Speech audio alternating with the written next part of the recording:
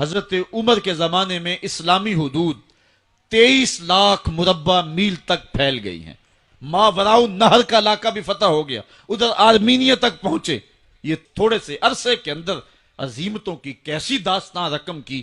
اقبال تڑپ کے کہتے ہیں, دی ازانے کبھی یورپ کے کلیساؤں میں, کبھی افریقہ کے تپتے ہوئے صحراؤں میں, دشت و دشت دریا بھی نہ چھوڑے ہم نے, بحر ظلمات میں دوڑا دیے گھوڑے ہم نے. حکمران تو وہ تھے لوگوں کی دہلیز پہ امن دینے والے, لوگوں کی چوکھٹ پہ جو ہیں وہ نور بانٹنے والے. حضرت عمر دن کو تخت حکومت پہ بیٹھتے تھے, اور ان کا تخت کو سونے زبرجد کا نہیں تھا, مسجد نبوی کی چٹائی تھی, اور سارا دن وہاں بیٹھ کے لوگوں کی باتیں سنتے. اور جب رات کے اندھیرے گہرے ہوتے, عمر بھیس بدل کے مدینے کی گلیوں کا گشت کرتے. کہا تمہارے گھر سے دھواں نکل رہا ہے اور بچے رو رہے ہیں, ان کو کھانا کیوں نہیں دیتی؟ کہنے لگی عمر کی جان کو رو رہی ہوں. عمر کے پاؤں تلے سے زمین نکل گئے. کہا کیا ہوا؟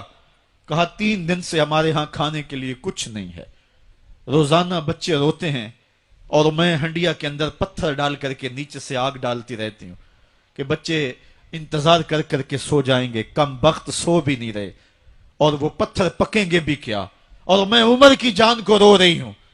حضرت عمر کا کلیجہ دہلنے لگا.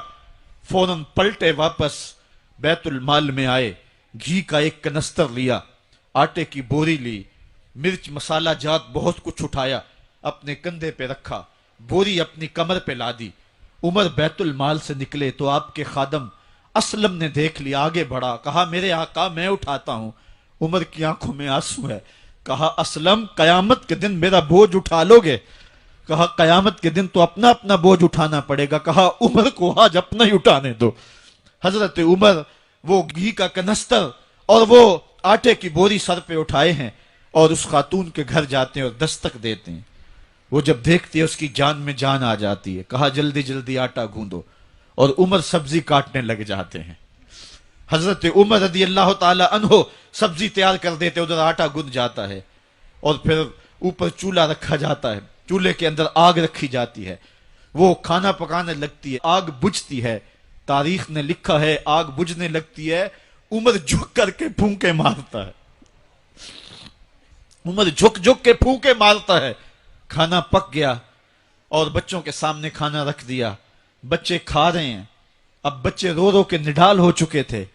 حضرت عمر اپنے ہاتھوں کو اور اپنے گھٹنوں کو اور اپنے پاؤں کو زمین پہ لگا کے, جس طرح بکری کا بچہ چلتا ہے, ویڑے کے اندر کبھی ادھر چلتے ہیں کبھی ادھر چلتے ہیں, تاکہ بچے مجھے دیکھ کے خوش ہوں اور دل میں کہتے عمر جتنا رلایا ہے اب اتنا ہنسانا بھی پڑے گا.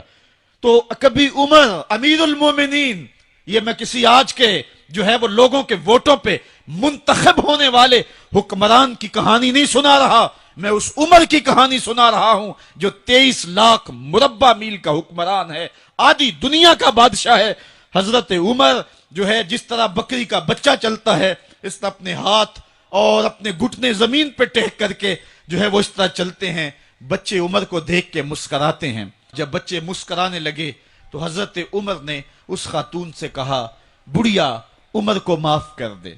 اس نے کہا تو اتنی ہمدردی کیوں کرتا ہے؟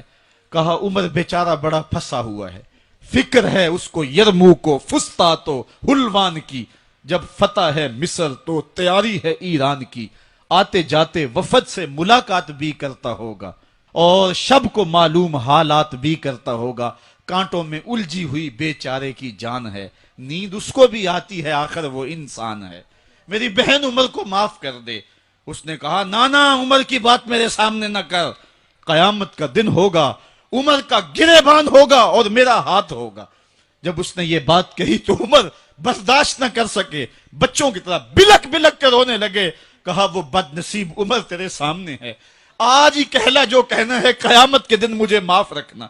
اس نے کہا تو عمر ہے؟ کہا بد نصیب عمر تیرے سامنے کھڑا ہوں. میرے عمر کہتے ہیں اگر دجلہ کے کنارے ایک بکری کا بچہ بھی پیاسا مر گیا, اس کا حساب بھی عمر سے لیا جائے گا. حضرت عمر نکلے یروشلم میں, ایک اونٹ ہے ایک غلام ہے, کبھی وہ سوار ہوتا ہے کبھی آپ باری مقرر کی ہے. جب قریب پہنچے یروشلم کے تو عمر کی باری نکیل پکڑنے کی. اور غلام کی باری اوپر سوار ہونے کی آ گئی۔ غلام نے کہا آقا میں مرضی سے اپنی باری چھوڑتا ہوں، آپ آ جائیں، دشمنوں کے مفتوحہ علاقے میں آ رہے ہیں، تازہ تازہ علاقہ فتح ہوا ہے، اسلام کی شان و شوکت ظاہر ہو۔ عمر نے کہا اسلام کی شان و شوکت ایسے ظاہر نہیں ہوتی ہے، اپنی باری پہ تم بیٹھو گے، اپنی باری پہ میں بیٹھوں گا۔ لوگ منتظر کھڑے ہیں، دور سے جب دیکھا کہا اس کی ہیبت سے کانپتے تھے ہم، یہ تو کوئی حبشی لگتا ہے، رنگ کالا ہے، ہونٹ موٹے ہیں، اس سے تو زیادہ حسین اس کا غلام ہے جو آگے آگے چل رہا ہے۔ حضرت ابو عبیدہ نے کہا دھوکہ کھا رہے ہو، ہمارا آقا وہ نہیں ہے جو اونٹنی کے اوپر سوار ہے، ہمارا آقا وہ ہے جو لگام تھامے آگے آگے چل رہا ہے۔ حضرت عمر رضی اللہ تعالیٰ عنہ کو آگے بڑھ کے جابیہ کے مقام پہ حضرت ابو عبیدہ بن جراح نے استقبال کیا، تو حضرت عمر آگے بڑھے اور انہوں نے آگے بڑھ کر کے حضرت ابو عبیدہ کے دونوں کندھوں پہ ہاتھ رکھا، اور سنو حضرت عمر نے کیا کہا لا الہ الا اللہ انا کنا اذل قوم فاعزنا اللہ بالاسلام، کہا کہ لا الہ الا اللہ، اے ابو عبیدہ بن جراح ہم ایک ذلیل قوم تھے اور اللہ نے ہمیں اسلام کی وجہ سے عزت عطا کی ہے، اور میں تمہیں ایک تاریخ ساز بات کہنے لگا ہوں، اور وہ یہ ہے کہ جب تک ہم اس عزت والے اسلام کے دامن کو تھامے رہیں گے ہماری عزت قائم رہے گی، اور جب اسلام کے علاوہ کسی اور جگہ سے عزت ڈھونڈیں گے تو رسوا کر کے رکھ دیے جائیں گے۔ یہ ہے وہ خلاصہ جو حضرت عمر نے امتوں کے عروج و زوال کا بیان کیا ہے۔ اس امت کو جو خیرات ملی ہے تخت و تاج کی، وہ پینٹاگون سے نہیں ملی، وہ واشنگٹن سے نہیں ملی، وہ وائٹ ہاؤس سے نہیں ملی، وہ محمد عربی کے جوڑوں کا صدقہ ملی ہے۔ اس لیے جب ہم نے اسلام سے انحراف کیا، پاکستان حاصل کیا گیا تھا، پاکستان کا مطلب کیا؟ لا الہ الا اللہ، ہم نے اس نعرے کو چھوڑ دیا ہوا ہے، ہم نے انحراف کر دیا ہے۔ آج ہماری نظریں مغرب کی طرف لگی ہیں کہ تخت و تاج اس سے نصیب ہوتے ہیں، اور دنیا کے اوپر ہم رسوا ہو کے رہ گئے۔ ہماری پستی، ہماری زبوحالی، ہماری ذلت کا سبب یہ ہے کہ جس جگہ سے ہمیں عزت ملی تھی ہم نے وہ مرکز ہی چھوڑ دیا ہے، اس مرکز حیات کو، اس مرکز زندگی کو، اس مرکز عزت کو ہم نے چھوڑ دیا ہے، اور دنیا کے اوپر ہم رسوا ہو رہے ہیں۔ انہی حضرت عمر کی کہانی ہے، وادی تہامہ سے گزر رہے تھے کہ بچوں کی طرح بلک بلک کے رونے لگے۔ کہا عمر جوان آدمی ہو اور بچوں کی طرح بلک کے رو رہے ہو؟ کہا تم نہیں جانتے، مجھے بچپن کی کہانی یاد آ گئی۔ کہا کیا کہانی ہے؟ کہا یہی عرض تہامہ تھی، میرے باپ خطاب نے مجھے 5 اونٹ دیے تھے، کہا انہیں لائن میں کھڑا کرو سیدھا، میں آگے والا سیدھا کرتا تھا، پیچھے والا ٹیڑھا ہو جاتا، پیچھے والا سیدھا کرتا، آگے والا ٹیڑھا ہو جاتا۔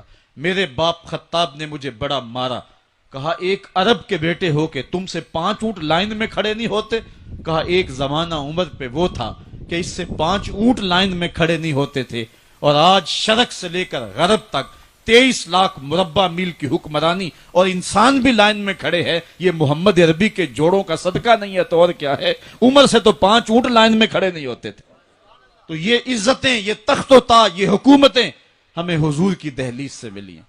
جب ہم نے اس دہلیز کو چھوڑ دیا تو دنیا کے اوپر رسوا ہو گئے اور ذلیل کر کے رکھ دیے گئے۔ ہماری اخلاقی پستی اور زبوحالی نے ہم کو کہیں کا نہیں چھوڑا ہے، دامن رسالت ماب کو چھوڑ دیا ہے۔ پھر رسوائیاں مقدر نہیں ہوں گی تو کیا ہوں گی؟ آئیے ابھی بھی موقع ہے، توبہ کا دروازہ بند نہیں ہوا، رب سے بھی معافی مانگ لیں، گنبد خضرا کے مکین کے حضور بھی ہاتھ جوڑ کے کہیں چھوڑ کے آپ کا دامن رحمت، آقا ہم سے بھول ہوئی، کھو دی اپنی قدر و قیمت، آقا ہم سے بھول ہوئی، دیکھ ہماری آنکھ مچولی، اپنے سینے اپنی گولی، بھول گئے ہم درس اخوت، آقا ہم سے بھول ہوئی، دنیا کے ٹھکرائے ہوئے ہیں تیرے در پہ آئے ہوئے ہیں، کھول دے اپنا باب رحمت، آقا ہم سے بھول ہوئی۔ عمر رضی اللہ تعالی عنہ کا زمانہ ہے، جب یروشلم فتح ہوا، حضرت ابو عبیدہ بن جراح رضی اللہ تعالی عنہ حضرت عمر کو دعوت دیتے ہیں کہ آپ مدینے سے چلیں اور یروشلم میں پہنچیں۔ حضرت عمر مدینے سے چلتے ہیں، کتنا بڑا قافلہ لے کر کے، کتنا پروٹوکول ہے، حضرت عمر اکیلے اور ساتھ ایک غلام، اور اونٹ بھی ایک، باری باری سوار ہوتے ہیں، کبھی غلام سوار ہوتا ہے، کبھی عمر سوار ہوتے ہیں۔ حکمران تو وہ تھے، लोगों की दहलीज पे अमन देने वाले, लोगों की चौखट पे जो है वो नूर बांटने वाले आज के हुक्मरानों ने तुम्हें रमजानुल मुबारक के अंदर लोड शेडिंग का पैकेज दिया है, और आज बच्चे भी तड़प रहे हैं और जवान भी सिसक रहे हैं, और माह सियाम में जिन अजियतों में कौम को मुब्तला कर दिया है वो किसी से मख्फी नहीं है। और तुम्हें मैं हजरत उमर की कहानी सुनाऊं। हजरत उमर दिन को तख्ते हुकूमत पे बैठते थे, और उनका तख्त को सोने जबरजद का नहीं था, मस्जिद नबवी की चटाई थी, और सारा दिन वहां बैठ के लोगों की